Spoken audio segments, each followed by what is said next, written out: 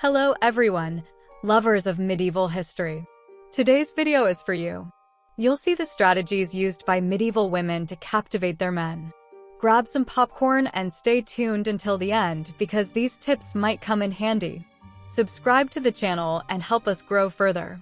Big forehead. It's not something recent that women sacrifice their individuality for beauty. In the Middle Ages, starting from the 13th century, having a large and round forehead was quite sexy. To achieve the medieval, big forehead standard, women used razors to shave their hair, creating a wider forehead. Not only the forehead, but often all the hair on the head is plucked about 2 centimeters, including the back of the head and behind the ears. It's said that this is partly due to the hat fashion that was very popular until the Renaissance. Long hair. Hair extensions. Medieval men loved to lose themselves in long, thick hair. For this reason, women also used hair extensions to give the impression of having more hair than they actually did. In fact, this beauty strategy has always been visible and continues to this day. But the church doesn't support this. The clergy tried to discourage its use, claiming that artificial hair was a frivolous sin. Ecclesiastical records of the time indicate that wigs were probably made from the shaved heads of those who were currently suffering in purgatory. However, men really liked long hair, and despite the church preaching otherwise, disobedience was unanimous. Brown hair. The favorite color for women was blonde hair, as angels were often depicted with blonde hair. If you achieved platinum, congratulations! Men would fall at your feet. But women didn't lack the means to lighten their hair, not because of a lack of hydrogen peroxide. The most used mixture is powdered turmeric with goat urine, which needs to be dried in the sun after use. So, surprise! There was a magical stone that, when worn around the neck, magically turned a person's hair golden. The magic trick is to wear a necklace with a large opal. They believed that using an opal necklace would make their hair turn yellow. All you had to do was wear it around your neck, and the stone's power would prevent your hair from darkening. Shaved eyebrows, without eyelashes. If medieval fashion returned today, we would probably have thousands of blogger tutorials teaching us how to shave eyebrows and pluck eyelashes. Well, for some reason, medieval women started to shave their eyebrows. Historians believe this trend is related to the fashion of people with a large forehead. But the truth is that men really liked women without eyebrows. Later, this trend went even further, and women started plucking their eyelashes with tweezers, leaving the eye's waterline completely hairless. Prominent stomach. If you have toned abs, congratulations. But in the Middle Ages, you would have been ignored and probably wouldn't have attracted any man to your bed.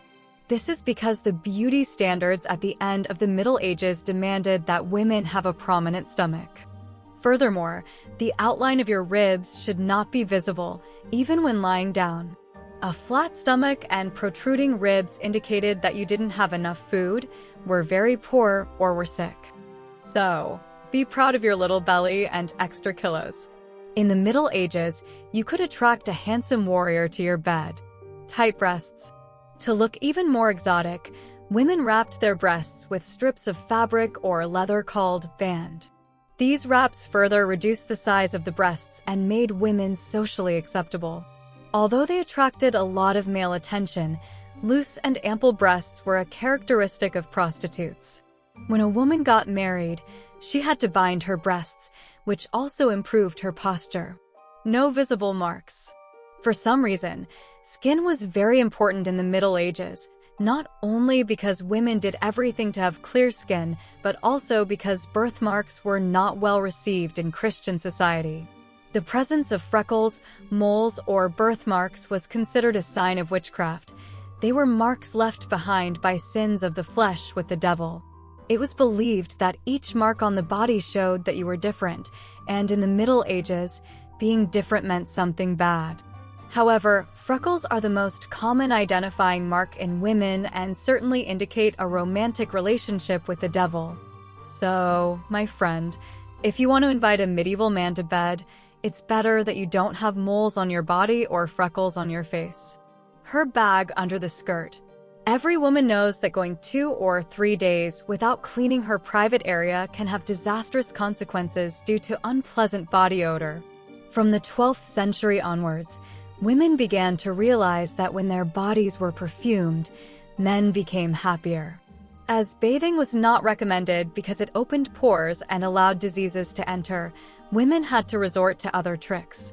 They placed a piece of linen soaked in rose water, rosemary, or lavender on their chest to perfume it.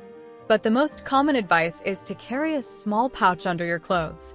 Bundles containing aromatic spices were placed in various parts of the body, the chest, the armpits, and the skirts. There were even additional pieces of fabric that could be removed if the armpit sweat.